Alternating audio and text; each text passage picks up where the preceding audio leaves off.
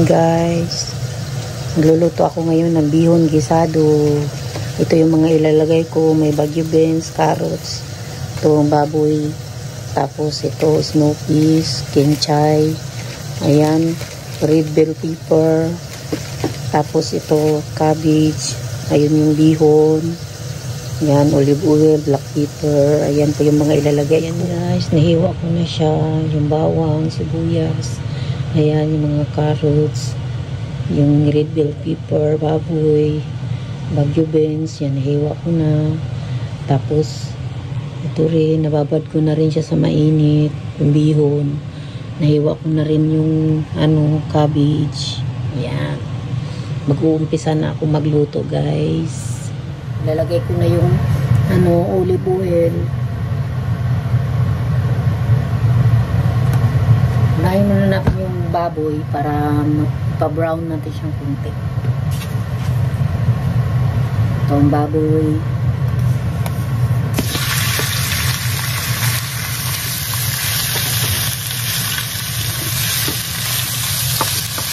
Tapos lalagyan ko siya ng black pepper. Ganyan ako mag-isa sa baboy guys. Lalagyan ko ng black pepper.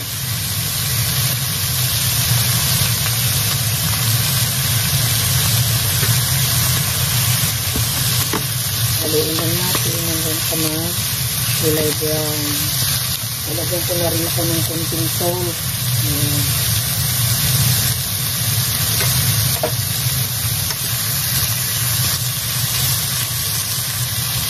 Haluin lang natin ito hanggang sa mag-brown yung baboy.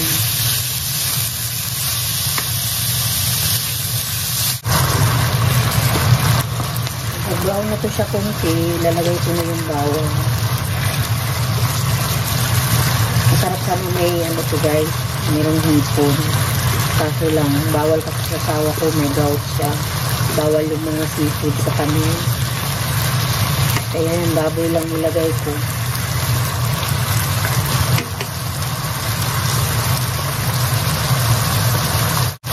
Lalagay ko na yung bawang guys. Itong bawang.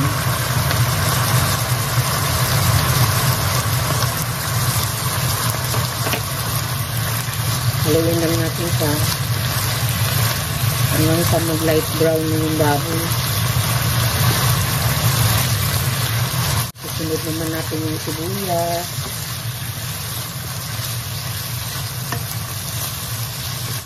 Lalagay ko na yung sibuyas guys.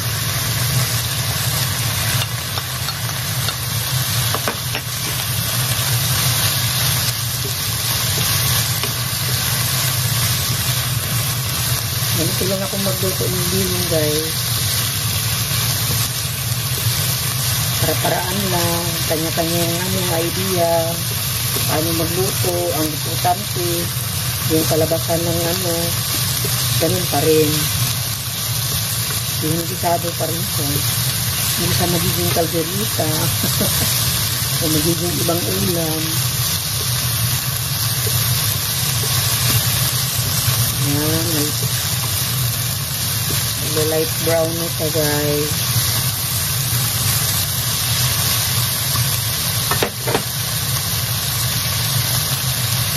Lalagyan ko ng toyo.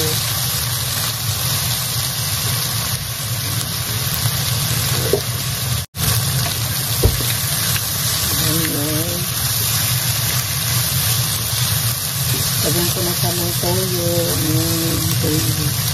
Toyo ng Japan, wala akong toyo na Pinas.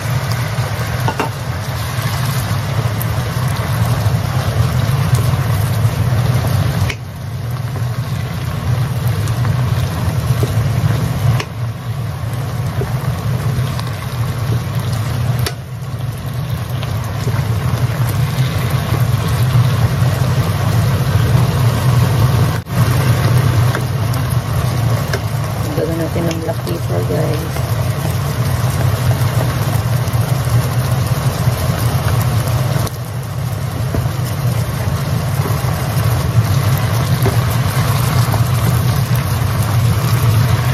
Tapos lalagyan ko na siya ng mainit na tubig.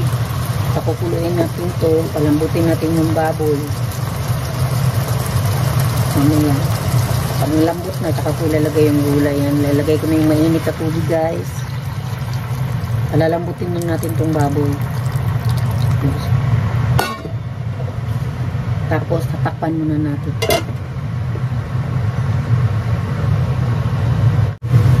Yan, guys. Silipin na natin yung okay na to. Para ilalagay ko na yung gulay.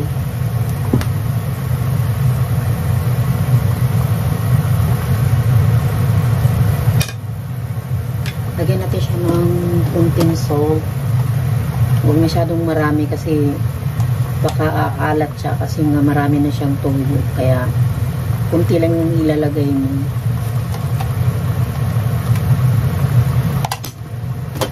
Tapos lagyan natin kunting sugar.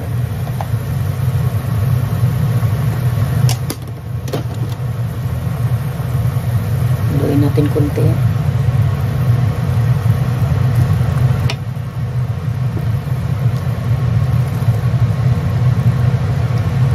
Bango niya, guys.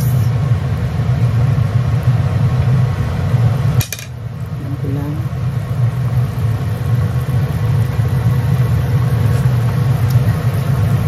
Okay yung timpla niya, guys.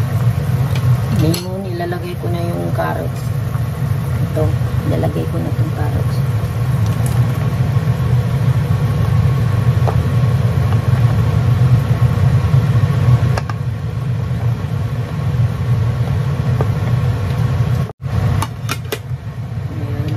Pakuluin natin konti.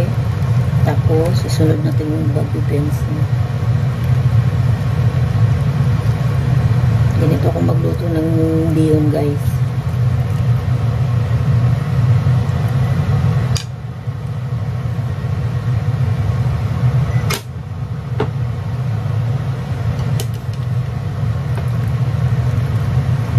Pag kumulo na to, kahit mga 1 minuto pakuluin natin. Tsaka ilalagay yung baby beans.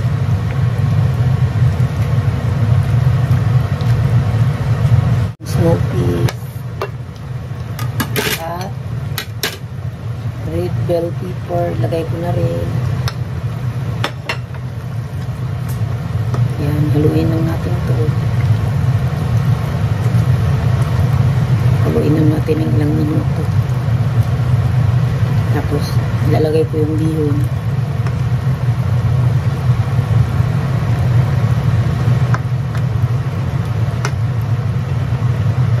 So, hindi pa nga nalagay yung sarap-sarap na tingnan, guys. Sarap, maraming gulay.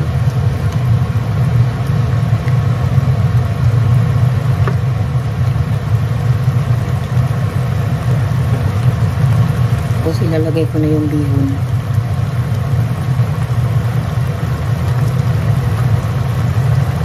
Ito yung bihon, guys. Ayan. Binabad ko sa mainit na tubig.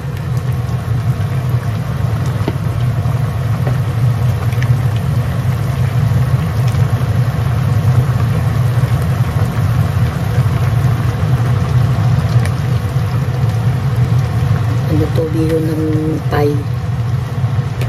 Sa Thai na bihon. Masarap sa ng bihon sa Pinas. Tapos haluin lang natin ito.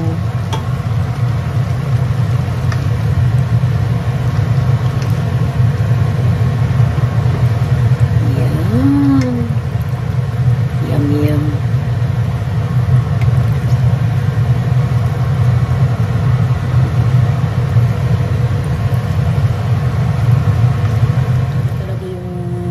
Sa atin, guys, sa Pinas na bihon, sa bihon ng Thai.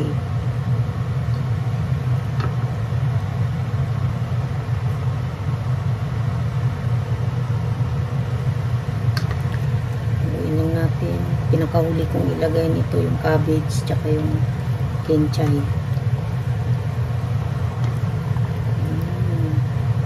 Gutom tuloy ako.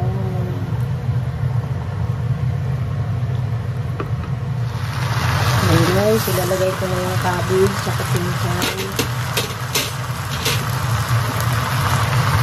Ayan.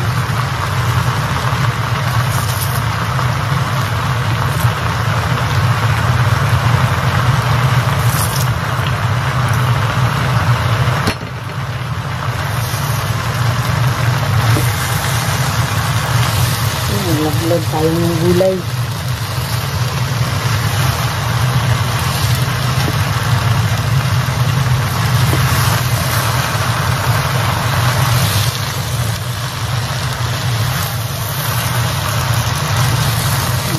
Sarap-sarap na guys.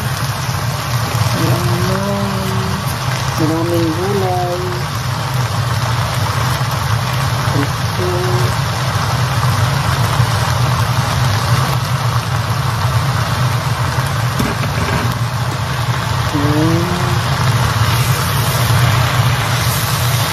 Ako.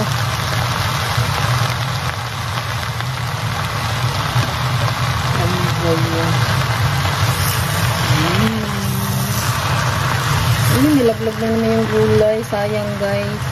Mahal ang gulay. Wala pang 5 minuto. Ayan. Yummy yum.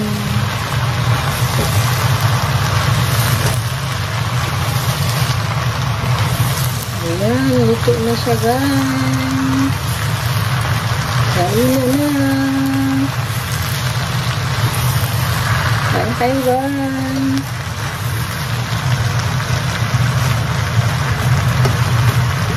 Ayan na, gulay, nilulari. Bihon gisado. Punong-puno sa gulay.